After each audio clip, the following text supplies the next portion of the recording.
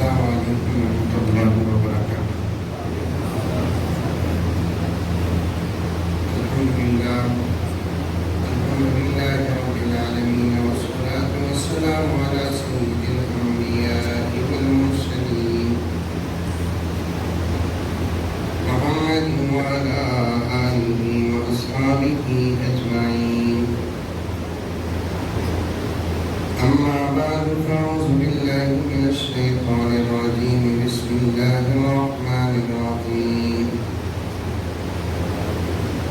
یا ایھا الذین آمنوا ادخلوا فی السلم کافۃ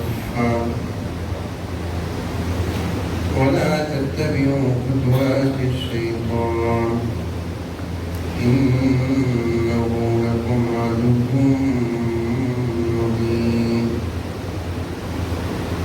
وقال تعالی فی مقام آخر إنا نحن نزلنا الذكر وإنا له لحافظون۔ وقال تعالى في مقام آخر يا أيها الذين آمنوا كتب عليكم الصيام كما كتب على الذين من قبلكم لعلكم تتقون۔ صدق اللہ مولانا العظیم۔ اللہم صلی علی سیدنا نبینا مولانا محمد وعلی آل سیدنا نبینا مولانا محمد وبارک وسلم۔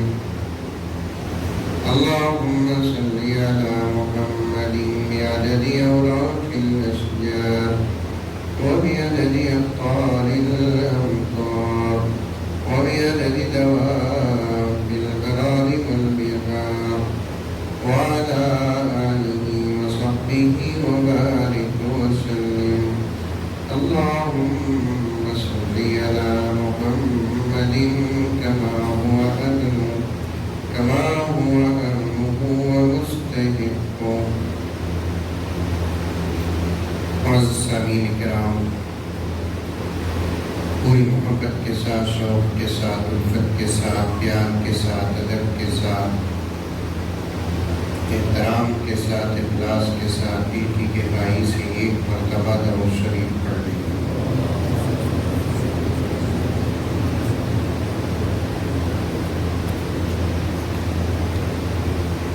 ایک گزارش آپ کی خدمت میں عرض کرنا ہے، وہ یہ جن حضرات کے پاس موبائل ہے وہ اپنا موبائل یا تو آف کر لیں یا تو سائلنٹ موڈ پہ ڈالیں۔ دینی مدرسوں میں اگر بیچ میں موبائل بجتا ہے تو پورا ذہن ادھر چلا جاتا ہے، اور بیچارہ یہ ہمارا موبائل اتنا بھولا بھالا ہے کہ کہاں آنا کہاں نہیں آنا یہ بھی نہیں معلوم ہو سکتا،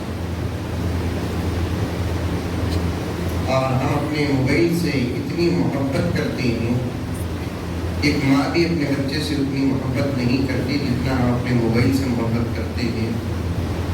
بچہ اگر روتا ہے تو ماں پہنچنے میں یا بچے کی طرف توجہ دینے میں دیر ہو سکتی ہے، لیکن موبائل بجتا ہے تو اتنی دیر بھی نہیں لگتی۔ اللہ تعالیٰ موبائل سے ہمارے رشتے کو اتنا ہی رکھے جتنا ضرورت ہے، کیونکہ موبائل سے جتنی بربادیاں آج ہو رہی ہیں اتنے تو دشمنوں سے بھی نہیں ہو رہی۔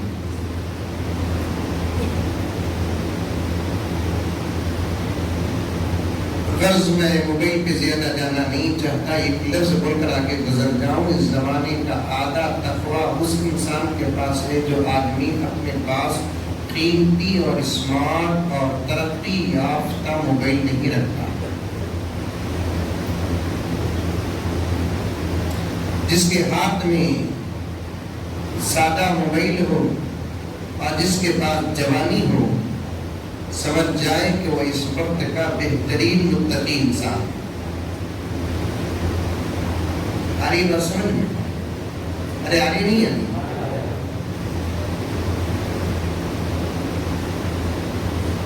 اور اور جس کے پاس جوانی ہو اور قیمتی موبائل ہو جس میں نیٹ ہو، فلاں ہو فلاں ہو فلاں ہو، تو پھر میرے دوستو اللہ میرے بات کی اصلاح فرما دے کہ وہ لاکھ تقوی تک پہنچنا چاہے، اس کا موبائل اسے تقوی تک کسی صورت پہ نہیں پہنچائے۔ انشاءاللہ پھر کبھی موقع ملے گا تو علماء آپ کے سامنے موبائل کے فوائد اور نقصانات پر بات کریں گے۔ اللہ ہم تمام کو عمل کی توفیق عطا فرمائے۔ دوسری گزارش یہ ہے کہ مسجد کے اندر جو بڑے بڑے ایئر کولر جو لگائے ہوئے ہیں، جن کی آواز مقرر کی آواز سے زیادہ ہے، ان آوازوں کے بیچ میں مقرر کی آواز واضح طور پر نہیں آ رہی ہے، کچھ دیر کی گرمی آپ برداشت کر سکتے ہیں، تو میں چاہتا ہوں کہ ان ایئر کولرز کو آف کر دیا جائے۔ اب دیکھیے کچھ سکون سے محسوس ہو رہا ہے نہیں؟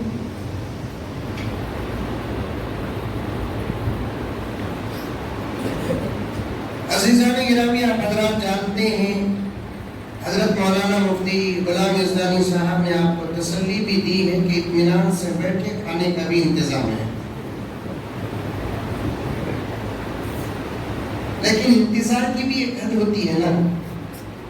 کھانا ہے، کھانے کا انتظام ہے، بول کر رات کے 3 بجے تک بٹھا تو کیا ہوگا آپ کا؟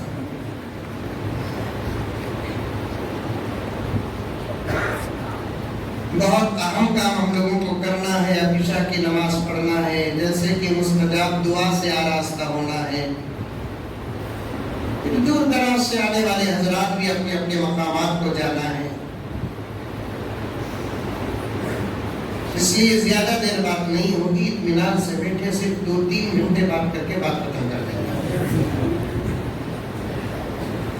بیٹھیں گے 2-3 گھنٹے تو بات نہیں ہوگی، لیکن اللہ تعالیٰ سے دعا کرتا ہوں کہ آدھا پونا گھنٹہ ہی صحیح، اللہ تعالیٰ اس آدھے پونے گھنٹے کے اندر 2-3 گھنٹے کی برکت عطا فرمائے۔ 2 عنوانات ہیں میرے سامنے، ایک ان معصوم بچوں کا عظیم اللہ کے کلام کو یاد کرنا، دوسرا آنے والے مہینے کی عظمت اور اس کے مسائل اور فضائل پہ بات کرنا۔ وعدہ تو میں نہیں کروں گا کہ میں دونوں کا حق ادا کروں گا، جیسے ابھی آپ نے شادی کے بارے میں وعدے کرتے ہوئے ہاتھ اٹھا دیے، پتہ نہیں کہ کتنے ہاتھ سلامت رہیں گے، کتنے ہاتھ نہیں۔ جوڑے جہیز کے بغیر شادی نہیں کروں گا بول کر بولے تو مفتی صاحب وہ لوگ بھی ہاتھ اٹھائے جن کی شادیاں ہو گئی۔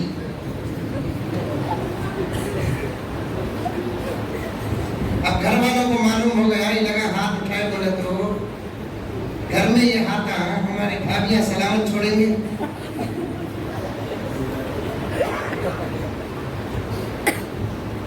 جن کی شادیاں نہیں ہوئی انہوں نے ڈائریکٹ وعدہ کر لیا، جن کی شادیاں ہو چکی ہیں ان کے وعدے کی تعبیر یہ ہے کہ وہ اپنے بچوں کی شادیاں آسان کریں گے انشاءاللہ۔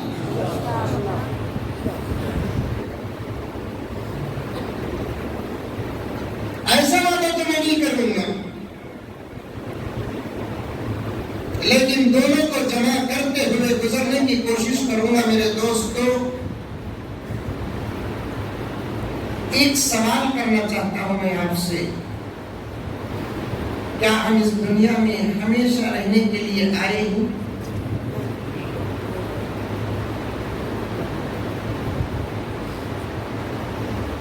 ایک دن وہ آئے گا جس دن ہماری ملاقات موت سے اور موت کی ملاقات ہمارے سے ضروری ہے۔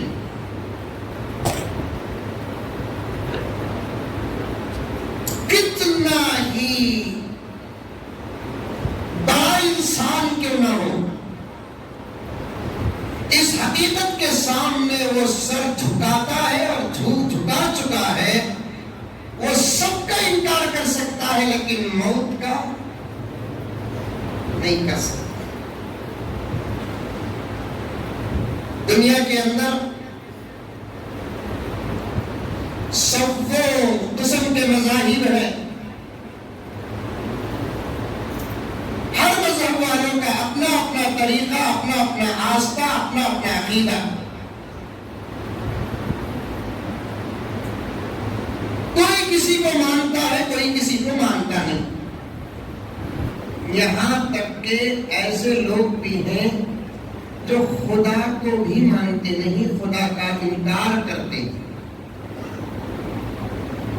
اور ہماری کتابوں میں ایک بات آتی ہے، وہ یہ کہ دنیا کی جتنی چیزیں ہیں ان چیزوں میں کسی نہ کسی کا اختلاف ضرور ہے، لیکن ایک چیز ایسی ہے دنیا کے اندر جس پر کسی کا اختلاف نہیں ہے، وہ ہے موت. معلوم کیا موت کسے بولتے؟ اب تو خالی پھر لگ رہا ہے دنیا میں موت.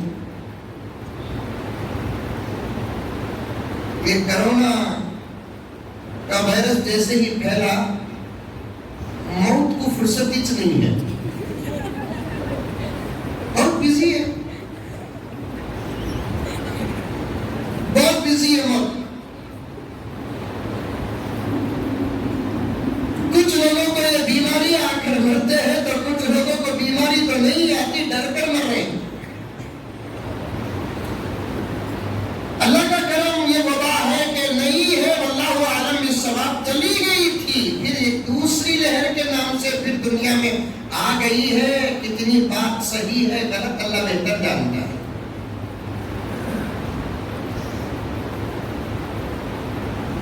میں تو ہمیشہ سے اس کرونا کو مانتا ہی نہیں.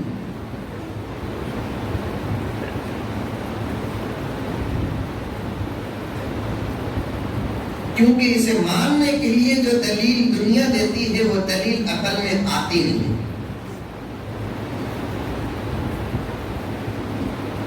غرض میرے دوستوں، ان بنام باتوں کو چھوڑو. آپ دنیا میں ایک چیز ایسی ہے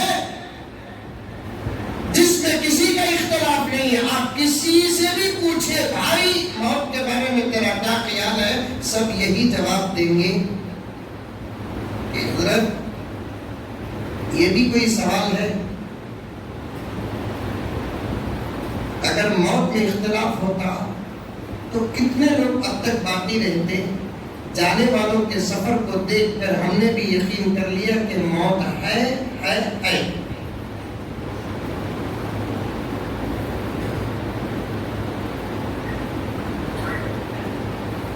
موت سے کسی کو چھٹکارا نہیں، موت سے کسی کو چھٹی نہیں، موت سے کوئی بچا نہیں. اور موت کب آئے گی یہ بھی پتہ نہیں. اب آپ لوگ پریشان ہیں، کتنے اچھے عنوانوں کے بیچ میں مولانا مزمل صاحب موت کا تذکرہ کرتا لے. ٹھیک ہے، تو موت کا تو ایک قسم کا خوف طاری ہو جاتا ہم لوگوں کو. میں موت کی کچھ اہمیت بتا کر ایک اہم بات بتانا چاہتا ہوں میرے پاس والے کے مسلمانوں.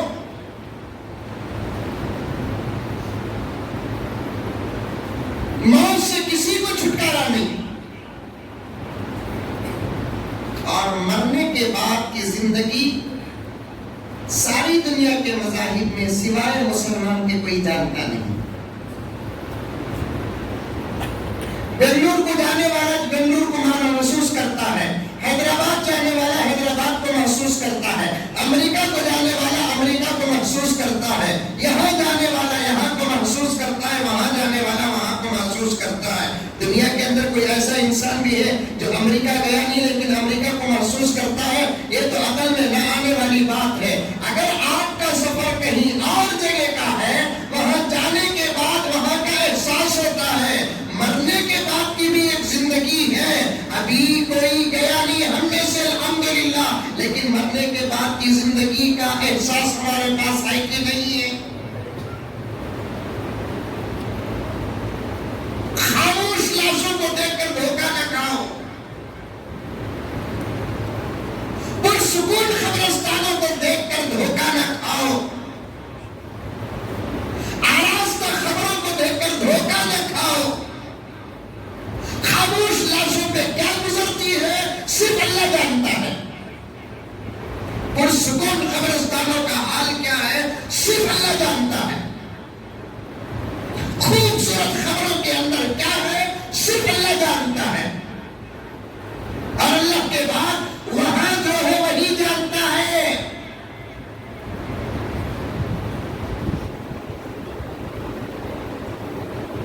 میت کو کرتے ہوئے چھی کو دیکھے؟ ارے بولو رے بات، چھی کو دیکھے؟ نہیں، دور کھڑ کر تو روتے، میت کو ہاتھ لگانا ہے تو ہم دھڑکا. کبھی آپ میت کو چھو کر دیکھو، مرنے کے بعد وہ برف کی طرح ٹھنڈی ہو جاتی ہے. سائنس کہتی ہے کہ میت ٹھنڈی اس لیے ہوتی ہے، اندر کا خون جب دوڑتا ہے اس کے دوڑنے سے اس کے اندر گرمی ہوتی ہے، جب وہ دوڑنا چھوڑ دیتا ہے تو جسم ٹھنڈا ہو جاتا ہے. اور گرمی کے مقابلے میں ٹھنڈک آدمی ذرا زیادہ ہی پسند کرتا ہے. اور ٹھنڈی لاشوں کو دیکھ کر ہم خوش ہو جاتے ہیں کہ میت کتنی ٹھنڈی ہے. خاموش لاشوں کو دیکھ کر کبھی دھوکہ نہیں کھانا، خاموش قبرستانوں کو دیکھ کر کبھی دھوکہ نہیں کھانا، سجی ہوئی خبروں کو دیکھ کر کبھی دھوکہ نہیں کھانا. اندر کا حال صرف اللہ تبارک و تعالیٰ جانتا ہے اور اندر والا جانتا ہے. اسی لیے میرے قریب میں ایک بات پڑا، ایک اللہ کا بندہ قبرستان کے پاس سے جا رہا تھا. چند منٹ کے بعد 15 20 25 منٹ کے بعد میری بات سمجھ میں آئے گی، پوری توجہ ادھر رہنا، پوری توجہ ادھر رہنا. ایک اللہ کا بندہ قبرستان کے پاس سے جا رہا تھا اور فرمان جائیے اسلام پر کہ قبرستانوں کے پاس سے گزرتے ہیں تو وہاں بھی گزرنے کا سبب اسلام دیتا ہے. دیتا ہے کہ نہیں دیتا ہے؟ میرے آقا حضرت محمد مصطفیٰ صلی اللہ علیہ وسلم نے ارشاد فرمایا، جب تم قبور سے گزرو تو سلام کرو. جو دین خبروں والوں کو سلام کرنے کا حکم دیتا ہے وہ دین کا زندوں کے درمیان میں نفرت کا حکم دیتا.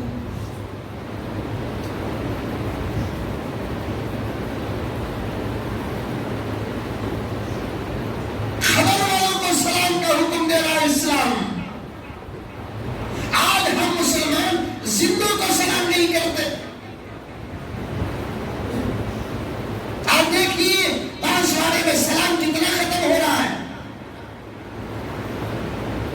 کر رہے ہیں تو اس کا مقام، اس کا مرتبہ، اس کا مسلک، اس کا پاور یہ دیکھ کر سلام کر رہے ہیں. صدر ہے تو سلام کرو، سیکرٹری ہے تو سلام کرو، چیئرمین ہے تو سلام کرو، امیر ہے تو سلام کرو، ہمارے اپنے مسلک کا ہے تو سلام کرو.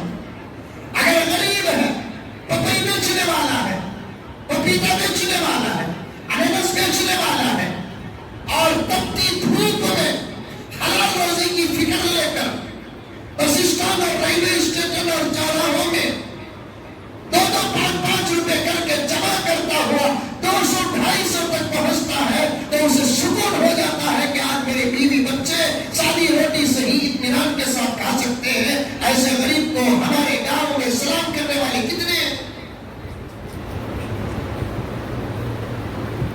ہمارے حضرت والا کے حوالے سے میں ایک بات عرض کرنا چاہتا ہوں. آج ساری دنیا میں اور خصوصاً ہندوستان میں صف اول کے علماء کرام جو ہے، جیسا کہ حضرت مولانا ارشد مدنی صاحب دامت برکاتہم، حضرت مولانا خلیل الرحمن سجاد نعمانی صاحب دامت برکاتہم، ابھی قریب میں حضرت مولانا ولی رحمانی صاحب رحمۃ اللہ علیہ کا انتقال ہوا. وہ بھی باحیات یہ کہتے تھے صف اول کے حضرات علماء کرام ہمارے ملک کے اندر قومی یکجہتی کے جلسے رکھتے ہوئے یہ بیان کرتے ہیں کہ بھائی غیر مسلموں کے ساتھ اچھا سلوک کرو، ان کو دعوتوں میں شریک کرو. وہ دعوت دیتے ہیں تو ان کے دعوت کو جاؤ، تحفے دو اور ان کو عیدین میں بھی انوائٹ کرو، فلاں کرو فلاں کرو، غیر مسلموں کے ساتھ اچھا سلوک کرو. یہ رواداری ہے، یہ ہمارے ملک کی پرانی محبت ہے، ہمارے ملک کی پرانی تہذیب ہے.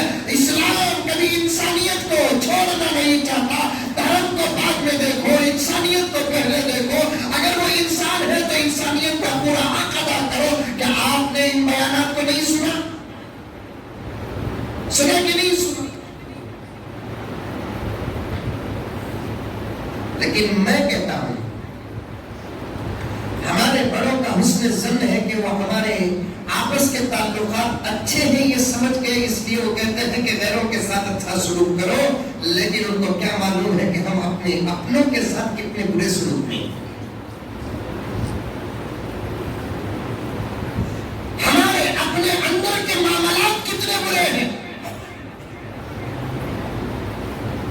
بعض پڑوسی کو سلام کر کے 4-5 سال ہو جاتے ہیں، پڑوس میں کوئی مسلمان گرچہ کہ وہ ہمارے دودھ اور خون والا نہیں، بیمار ہے تو عیادت نہیں کرتے ہیں، امیر مر گیا تو جنازے میں چوک در چوک جاتے ہیں، لیڈر مر گیا تو جنازے میں چوک در چوک جاتے ہیں، کوئی سرمایہ دار اور جاگیردار مر جاتا ہے تو جنازے میں چوک در چوک جاتے ہیں، وہی محلے کا کوئی غریب مر جاتا ہے کہ اس کے جنازے میں اتنی تعداد کو کبھی آپ نے دیکھا ہے جتنی تعداد کسی گاؤں کے امیر کے جنازے میں ہوتی ہے۔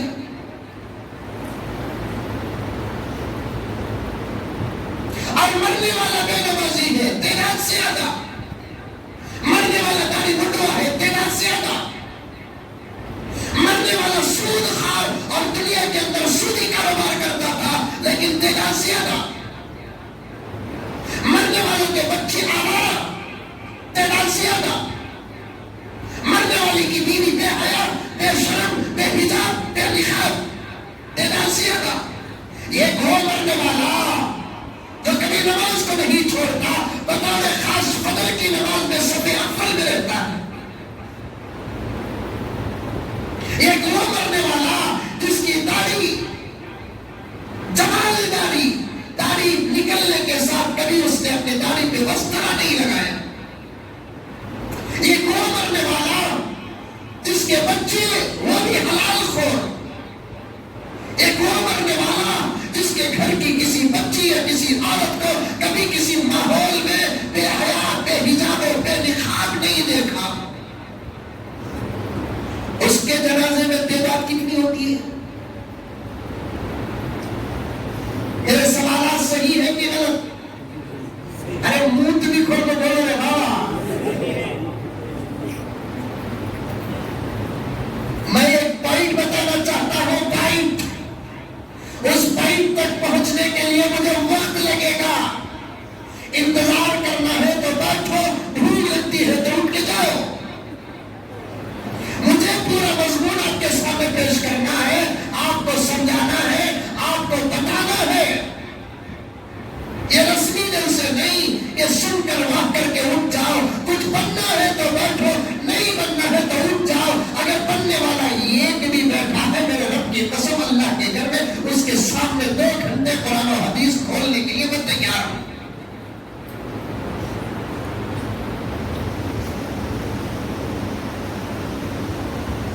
ہم ہمارے اپنوں کے ساتھ کیا سلوک کرتے ہیں؟ سلام نہیں، مصافحہ نہیں، عیادت نہیں، حضور الجنازہ نہیں، جنازے میں حاضری نہیں، امیر کو دعوت دینا ہے، دروازہ کھٹکھٹا کر دعوت دے کر آتے ہیں، امیر کو دعوت دینا ہے، امیر نہ ہو 4 مرتبہ پہنچ کر دعوت دیتے ہیں، اور غریب کو تو فون میں کہہ دیتے ہیں۔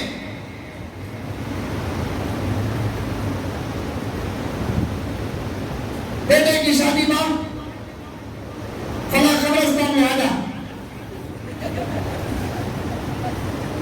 دعوت کیا دیتے ہیں، حکم کرتے ہیں، امیر کو سیاسی رہبر اور رہنما کو جب دعوت دینے کا وقت آتا ہے اتنی عاجزی اتنی انکساری کے ساتھ دعوت دیتے ہیں، یوں معلوم ہوتا ہے دلہا دلہن بھی ہو لیکن یہ جناب نہ ہو تو نکاح ہوتا نہیں۔ سب ضرور آنا، سب ضرور آنا، صاحب بھولانی صاحب، پھر کرسی سے اٹھتا ہوں صاحب ضرور آنا، پھر دروازے تک پہنچ کر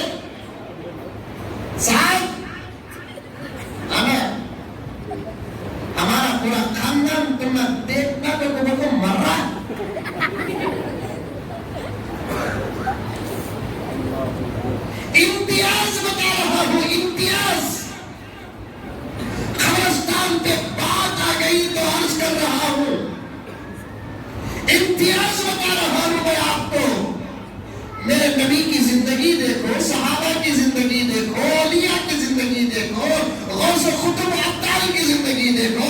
وہ مالداروں کو اتنا نہیں توڑتے تھے جتنا غریبوں کو توڑتے تھے. غریبوں کو ترجیح دیتے تھے، یتیموں کو ترجیح دیتے تھے، بیواؤں کو ترجیح دیتے تھے، مسکینوں کو ترجیح دیتے تھے، اور جس کے پاس دین کا علم ہوتا اسے ترجیح دیتے تھے. اسی لیے مولانا عمر بن عیسیٰ صاحب اگر موجود ہے تو مجھے معاف فرما دیں، آپ نے یہ کہا کہ آپ کے مدرسے کا بچہ MBBS کر رہا ہے، یہ فخر کی بات نہیں. MBBS کرنے والا اگر حفظ کر رہا ہے یہ فخر کی بات ہے. آپ کے مدرسے کا بچہ عالم MBBS بھی کر سکتا ہے اور MBBS کرے بغیر بھی علاج کر سکتا ہے. یہ فخر کی بات نہیں. ہمارے مدرسے حضرت عبداللہ ابن عباس کا بچہ وجے واڑہ کے کسی یونیورسٹی میں اس کا داخلہ ہوتا ہے، یہ کوئی تعجب کی بات نہیں ہے. اگر وجے واڑہ کی یونیورسٹی کے کسی بچے کو عبداللہ ابن عباس مدرسے کے اندر داخلہ مل جاتا ہے تو یہ اس کی سعادت ہے. ہم نہ ہر جگہ داخلہ ہے صاحب. کیا ماننا کرنا اٹھو بولے تو اٹھ جاتے. ہم نہ ہر جگہ داخلہ ہے، یہ بچوں کو معمولی نہ سمجھو. ساری دنیا کے ڈاکٹروں کا، لائروں کا، انجینئروں کا، پروفیسروں کا، تمام دنیا کے ذہین ترین انسانوں کا ذہن جہاں جا کر ختم ہوتا ہے، میرے رب کی قسم مدرسوں کے ان طلبہ کا ذہن شروع ہوتا ہے.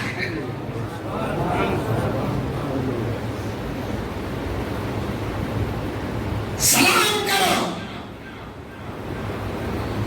آپ ڈاکٹری ورجنل نہیں، ہم بھی ڈاکٹر میں تو گرم ہونے کرے باپ. میں تم نے نہیں بولا، بنگلور کے ڈاکٹر ہوں. ڈاکٹری ورجنل نہیں. میں ہمیشہ دعا کرتا ہوں اللہ بکرا بنا کو قصاب کے حوالے کر، مریض بنا کو ڈاکٹر کے حوالے کرنے کو. کیونکہ قصاب حفیظ بھائی کاٹتا ہے تو ایک مرتبہ کاٹ دیتا ہے، ڈاکٹر 1000 مرتبہ کاٹتا ہے. معافی چاہتا ہوں، کان پکڑتا ہوں. ڈاکٹری بھی شریعت کا علم ہے. علماء سے پوچھ کر دیکھو، مفتیان کرام سے پوچھ کر دیکھو.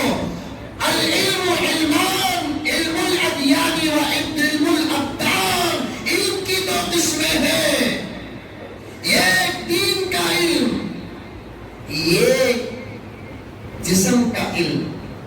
یہ 2 علموں کے علاوہ دنیا کے تمام علوم پیسے کمانے کا ہنر. یہ 2 ہی علم خدمت ہے. دین کا علم خدمت، جسم کا علم خدمت. عالم بھی خادم ہے، ڈاکٹر بھی خادم ہے، عالم بھی خادم ہے، طبیب بھی خادم ہے. لیکن اس وقت زمین کا سب سے بڑا تاجر ڈاکٹر ہے.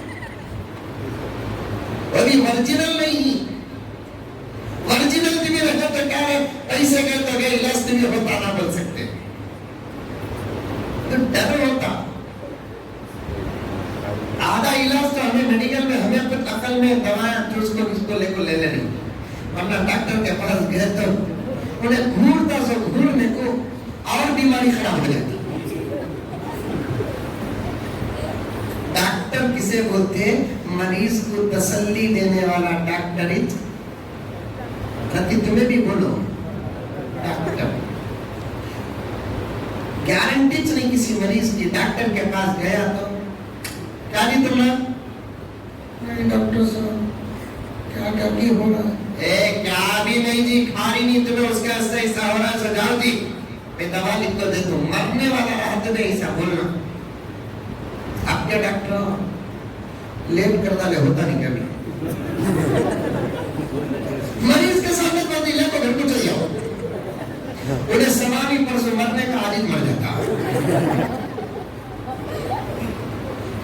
ہمارے ہندوستان کے مجاہدین میں سے، آزادی ملک کے علمبرداروں میں سے ایک بہت بڑے مسلمان حکیم علمبردار گزرے ہیں، جن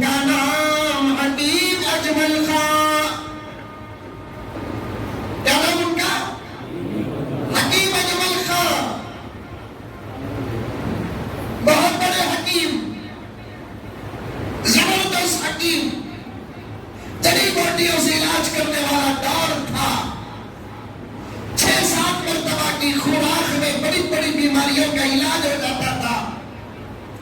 پھر وہ ہندوستان کے محب ہمارے بڑوں میں سے یہ لیکن زبردست حکیم، اور ان کے زمانے میں سب سے بڑی اور مہلک بیماری کیا تھی؟ T B. اس سے آگے کوئی بیماری نہیں تھی۔ آج سے 25-30 سال پہلے بھی یہی اس وقت کی سب سے بڑی مہلک بیماری جو تقریباً لا علاج تھی، اب الحمدللہ با علاج ہے۔ اس کے بعد کئی بیماریوں نے انسانی کرتوتوں کی وجہ سے پیدا ہو چکی ہیں، اور اللہ بہتر جانتا ہے کہ اور کتنی بیماریاں پیدا ہوگی۔ اس لیے اللہ کے پاس جب دعا کرنے کا موقع ملے، بات سوانے کے میرے بھائیوں، میری بہنوں، میرے ساتھیوں، میرے بچوں، جب اللہ کے دربار میں مانگنے کے لیے ہاتھ اٹھے، ایمان کی سلامتی، صحت کی سلامتی کی ضرور دعا کرنا۔ یہ میری ترغیب نہیں، یہ میرے نبی کا فرمان ہے، اللہ کے رسول کی دعا کتابوں کے اندر موجود ہے۔ آقا صلی اللہ علیہ وسلم نے اپنی امت کو یہ دعا سکھایا، اللہم انی اسألک الصحہ، اے اللہ میں تجھ سے صحت کی دعا مانگتا ہوں۔ صحت بہت بڑی دولت ہے ایمان کے بعد، صحت بہت بڑی دولت ہے ایمان کے بعد، ورنہ آپ کی نگاہوں نے دیکھا ہوگا اور آپ کا دور تجربے سے گزرا ہوگا، کروڑپتیوں دسترخوان میں سوائے ایک سوٹی روٹی کھانے کے اور کچھ نہیں کھا سکتے، اور روزانہ 50 روپے نہ کمانے والا غریب بھی جب کسی دسترخوان میں امیر کی یا شادی میں بیٹھ جاتا ہے، جب تک اسے اٹھو بولتے نہیں اٹھتا نہیں، جو چاہے کھا سکتا، گوشت، مٹن ہو کے بیف، تیل والے کے گھی والی چیزیں، میٹھا، کروڑپتی اللہ نہ کرے کسی کو شوگر نہ آئے، تڑپانے والی بیماری، ترسانے والی بیماری، اللہ حفاظت فرمائے۔ درود کثرت سے پڑھو، شوگر کے مریض کثرت سے درود پڑھا کرو، کیونکہ ہم نے اپنے بڑوں سے سنا ہے کثرت درود، کثرت استغفار بڑی بڑی بیماریوں کے لیے علاج ہے۔ اور ایک علاج بتاتا ہوں، یقین چاہیے ان علاجوں کے بارے میں، کسی اللہ والے کے پاس ایک واٹر پانی لے کر چلے جائیے، وہ اللہ والا اگر فرصت میں ہو تو تب لے کر جائیے، کیونکہ جلدی میں وہ چھوٹی دعا پڑے گا۔ میں جو وظیفہ پیش کر رہا ہوں، اس وظیفے کے لیے وقت کی ضرورت پڑتی ہے۔ 11 مرتبہ درود شریف اول، 7 مرتبہ سورہ فاتحہ، اور پھر 11 مرتبہ درود شریف۔ کون سا درود پڑھنا؟ علماء اور مجربات میں لکھا ہے وہ درود جو نماز میں پڑھا جاتا ہے سب سے افضل و اعلیٰ درود ہوتا ہے۔ اللہم صلی علی محمد وعلی آل محمد کما صلیت علی ابراہیم وعلی آل ابراہیم انک حمید مجید، اللہم بارک علی آخر درود، یہاں تک پڑھ دے۔ پہلے 11 مرتبہ پڑھو، بعد میں 11 مرتبہ پڑھو، بیچ میں 7 مرتبہ سورہ فاتحہ پڑھو۔ سمجھ میں آیا وظیفہ؟ ارے آیا نہیں آیا؟ 7 مرتبہ سورہ فاتحہ پڑھو۔ یہ وہی سورہ فاتحہ ہے جو قرآن کے 114 سورتوں میں سے تنہا یہ سورہ فاتحہ واحد ہے جو 1 مرتبہ نہیں 2 مرتبہ اللہ نے اس کی شان و عظمت بتانے کے لیے اتارا۔ اسی لیے اسے مکیہ بھی کہتے ہیں، مدنیہ بھی کہتے ہیں۔ یہ ہمارے مدرسے میں پڑھنے والے بچے مکیہ اور مدنیہ کے تعارف کو جانتے ہوں گے۔ یہ مکے میں بھی 1 مرتبہ نازل ہوئی اور مدینے میں بھی 1 مرتبہ نازل ہوئی، اور یہ وہ سورہ ہے جس کو نازل کرتے وقت اللہ تعالیٰ نے تنہا جبرائیل کو نہیں بھیجا، ساتھ میں 70,000 فرشتوں کو بھیجا۔ یہ وہی سورہ ہے جس کے نازل ہوتے وقت شیطان کو نبی نے اپنے آنکھوں سے زبردست روتے ہوئے دیکھا ہے۔ یہ وہی سورہ ہے، فرض نماز ہو، سنت نماز ہو، واجب نماز ہو، کوئی بھی نماز ہو سوائے جنازے کے، ہر نماز کی ہر رکعت میں اسے پڑھنا واجب ہے۔ مجربات میں آتا ہے 11 مرتبہ درود شریف پڑھو، پھر آخر میں 11 مرتبہ درود شریف پڑھو، بیچ میں 7 مرتبہ سورہ میں دم کرو، اس کے بعد وہ پانی رکھ لو، وقتاً فوقتاً وہ پانی جب بھی پیئیں گے بسم اللہ بول کر پیو اور اپنے بچوں کو گھر والوں کو پلاؤ۔ اس کے بعد جتنا پانی کم ہوا پھر اتنا پانی اس میں ڈال دو، پھر دوسرے دن صبح کو پھر 11 مرتبہ درود شریف، 7 مرتبہ سورہ فاتحہ، 11 مرتبہ درود شریف، 7-8 منٹ کا عمل بھی نہیں ہے، ایسا کرتے جاؤ۔ پورے باٹل کے پانی کو خالی ہونے نہ دو، پورے باٹل کے پانی کو خالی ہونے نہ دو، پورے باٹل کے پانی کو خالی ہونے نہ دو۔ جتنا پانی خالی ہوتا ہے اتنا پانی بھرتے جاؤ بھرتے جاؤ۔ پانی جتنا پرانا ہوگا میرے رب کی قسم اتنی زیادہ شفا ہوگی اس میں۔ لگے ہاتھ اور ایک عمل بھی بتا دیتا ہوں، سنو۔ یہ تو اولیاء کا عمل ہے، اب جو عمل بتا رہا ہوں وہ صحابہ کا عمل ہے۔ ولی بڑے کی صحابی بڑے؟ بولو گا ولی بڑے صحابی بڑے؟ ابھی میں تقریر شروع کرانی 1.25 گھنٹہ ہوتا ہے، 12 تو بجانوں آج، کیونکہ مجھے پھر بنگلور کو فوراً جانا نہیں ہے، مجھے تو سامنے نظام آباد جانا ہے، رات باقی بات باقی۔ ایسے موقع کبھی ملتے نہیں، ڈرو نہ کو کرونا آ جائے گا ملک کو، آیا تو میں نے کیا آیا تو میں دیکھی ڈر رہی کرونا سے، ڈر رہی اب یہ مجلس میں کوئی بھی ٹھیک ہے، بازو والا بیٹا کا دیکھو، ارے ہاں وہاں پہ دور کے بعد میں ٹھیک ہے تو تم لگا ہٹیں کیا؟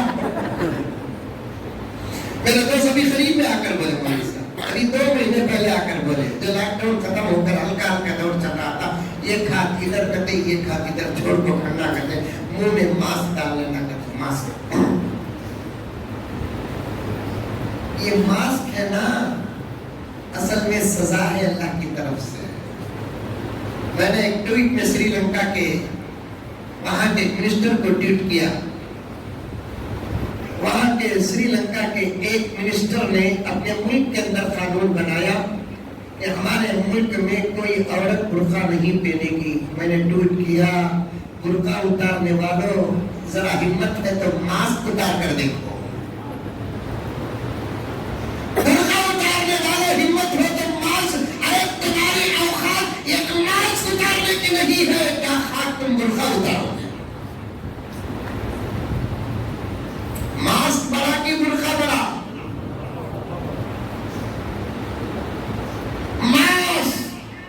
ایک ماسک اتارنے کی اجازت نہیں مل رہی ہے، کرونا سے تم کیا خاک برقع اتارو گے؟ تم تمہارے گھر کی عورتوں کے ساتھ مسلمان عورتوں کے چہرے کو کھلا رکھنے کا قیام رکھتے تھے، اللہ نے کیا عورتوں کے چہرے چھپائے، مردوں کے چہرے بھی چھپا دیے۔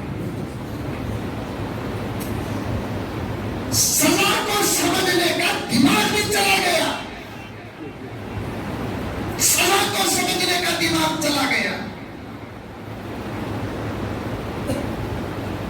ولی بڑے کی صحابی بڑے؟ صحابی بڑے۔ اب جب فاتحہ والا عمل بتایا کس کا؟ اولیاء کا۔ اب میں جو عمل بتا رہا ہوں وہ کس کا؟ صحابی کا۔ تفسیر کی کتابوں میں ایک کتاب آتی ہے تفسیر ابن کثیر، علماء کے پاس میں سند لینے کے لیے حوالہ پیش کر دیا، ورنہ تم نہ حوالہ دینے کی مجھے ضرورت نہیں۔ انہیں معلوم جو قوم قرآن نہیں اٹھاتی وہ قوم تفسیر کیا اٹھائے؟ قرآن نہیں اٹھا رہی صاحب ابھی برابر۔ آج ساری دنیا میں ہمارے ذلت کے اسباب میں سے یہ ایک سبب ہے کہ ہم اللہ کے کلام کو نہیں اٹھا رہے۔ 40 دن اگر ہندوستان کے 35 کروڑ مسلمانوں میں 7-8 کروڑ مسلمان جو بچوں کی حیثیت سے ہے، جو غیر مکلف ہے، ان کو چھوڑ دو، 25 کروڑ مسلمان اگر روزانہ سورہ یاسین کو صبح کو پڑھنے کی عادت ڈالیں، صرف 40 دن ڈال کر دیکھو، یہ 40 دن ہمارے ملک کا حال کیا ہوگا؟ آسمان کے فیصلے کیا ہوں گے؟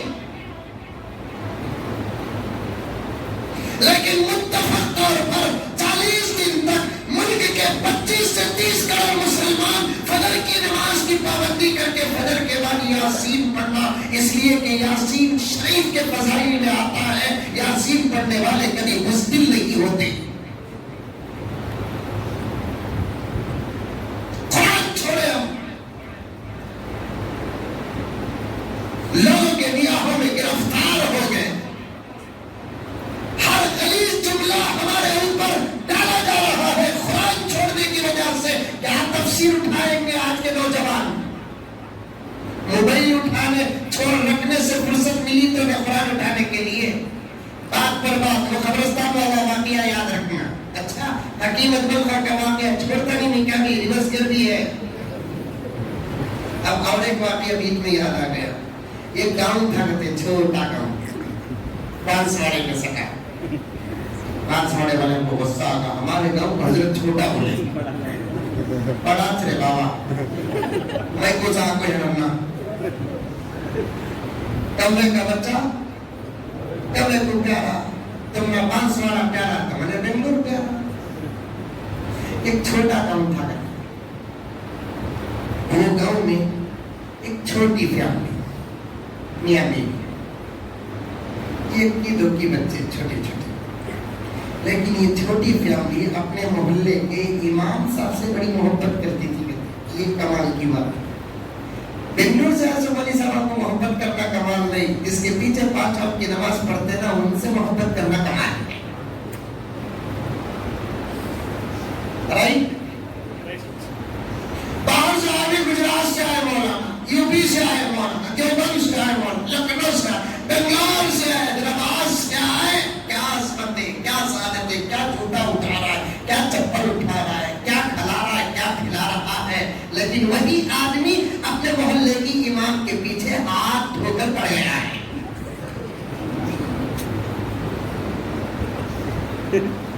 نہیں، وہی آدمی اپنے محلے کے مؤذن کے پیچھے تو نہا کو پڑ گیا ہے، ہاتھ دھو کر نہیں، نہا کو پڑ گیا ہے۔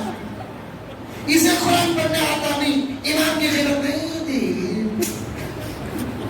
آواز برابر نہیں اس کا۔ رمضان جاتا کون سا میں ہمارے بنگلور میں بھی آتا رمضان میں، ہمارے بنگلور میں رات کو افطار کرنے کے بعد عشاء کی نماز کے بعد تراویح پڑھتے، بانسواڑے میں پڑھتے، ہمارے بنگلور میں 20 رکعت پڑھتے، تمہارے بانسواڑے میں ماشاءاللہ ماشاءاللہ۔ بنگلور بھی ہوا، بانسواڑہ بھی ہوا، نبی کی شریعت میں ہر گلی میں گونج، نبی کی شریعت ہر گلی میں وہی۔ رمضان المبارک میں تراویح میں حافظ صاحب کو تقرر کرتے ہیں، طے کرتے ہیں،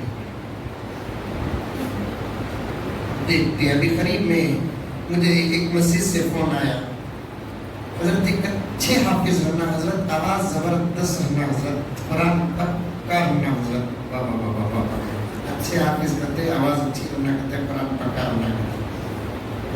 ایک بچے کو بھیجا 18 سال کی عمر کا تقریباً، قرآن تقریباً ہم عبداللہ ابن عباس کے بچوں کی طرح 25 دور ہو گئے اس کے، 25 دور قرآن کا اگر کوئی حافظ کرتا ہے، حافظ صاحب سے پوچھو اس کا قرآن کتنا پکا نہیں ہوگا، تمہیں معلوم نہیں پکا کیا قرآن کا، کچا کیا بول کر، تمہیں عام پکا عام کچا یہ معلوم، قرآن پکا قرآن کچا یہ تمہیں معلوم نہیں، سیب پکا سیب کچا یہ تمہیں معلوم، پیاز پکا پیاز کچی یہ تمہیں معلوم۔ قرآن پکا بھی 25 دور کر لیا تو اس کا قرآن کتنا پکا ہوتا ہے؟ حفاظ کرام سے پوچھو، رات کو اٹھا کر بھی بول بیٹے 19 12 پڑھ جاتا، 25 دور کرا سنا،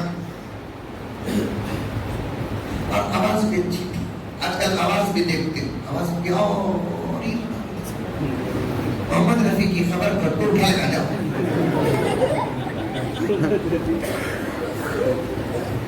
کیا محمد رفیع کی آواز قرآن پڑھنے والے آدمی کی آواز کے سامنے کسی گلوکار کی آواز کی کوئی حیثیت ہے؟ حرمین شریفین کے ائمہ کا قرآن سن کر دیکھو، ہمارے اس ملک میں بھی الحمدللہ اتنا بہترین پڑھنے والے حفاظ کرام ہیں، گھر کی مرغی دال کے برابر۔ مکہ مکرمہ کے حافظوں کا قرآن سننے میں اتنا مزہ کہیں کو آتا معلوم 80% ان کی آواز ہے بول کر بولے تو 20% ان کے مسجدوں کا مئی کوئی سا ہے. ہماری آواز بھی 80% ایسی ہے, 20% مئی کوئی سا نہیں نا. مئی دیوا کا سکا ہے نا مسجدوں کا. آج کا عید ایسا کہہ کر نہیں ہے, نہیں تو عبداللہ ابن عباس مسجد میں ایسا پورے پاس والے کے مسجدوں کا مئی کیسا ہے کیا؟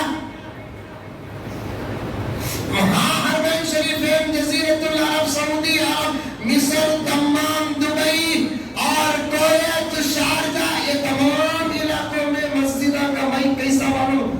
کہاں سے تو بھی اللہ اکبر بولے سکا دکھتا, یہاں اللہ اکبر بولے تو بھی کہاں سے سکا دکھتا. مئی کا بھی رمضان آ رہا ہے, ذمہ دار اگر بیٹھے رہے, تیاری شروع کرو, مسجدوں کی پاکی صفائی کرو. رمضان کا استقبال ایسا ہوتا ہے.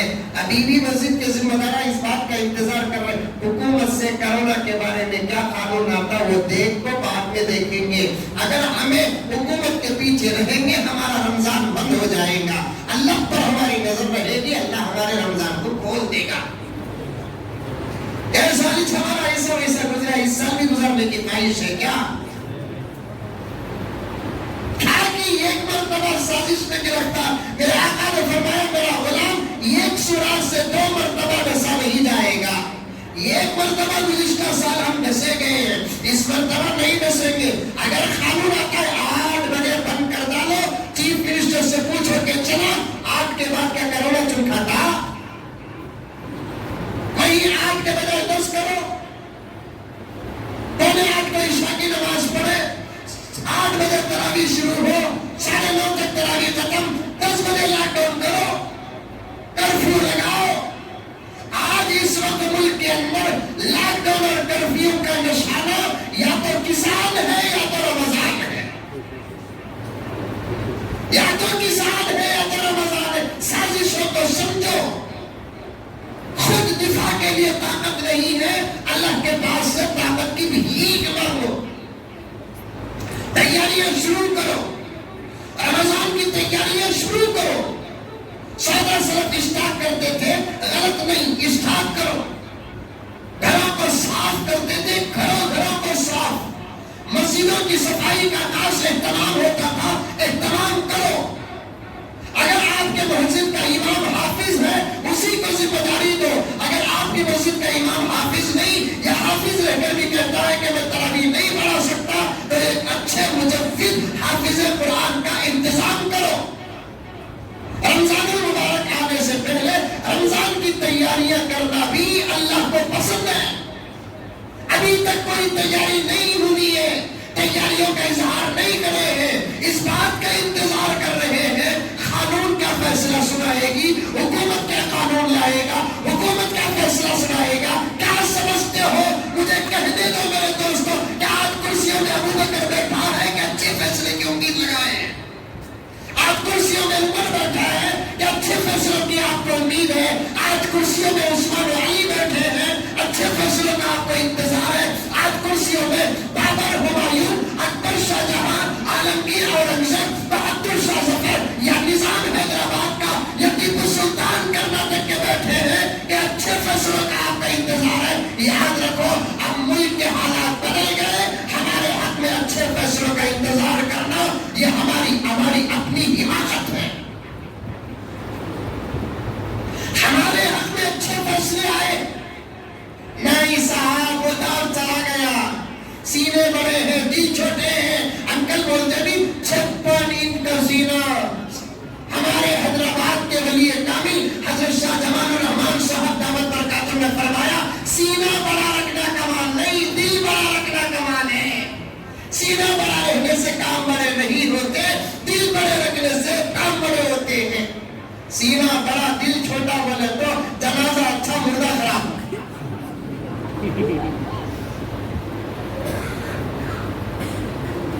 ہمارے کچھ فیصلے ہم کو لینے ہیں. مجھے معاف فرمائے, میرے عنوان پہ ٹچ ہو رہی ہے بات تو مولانا میں عرض کر رہا ہوں, اور یہ بات میں ڈنڈی کی چوٹ میں بنگلور میں کہتا ہوں. آپ لوگ ہضم کرتے ہیں, یہ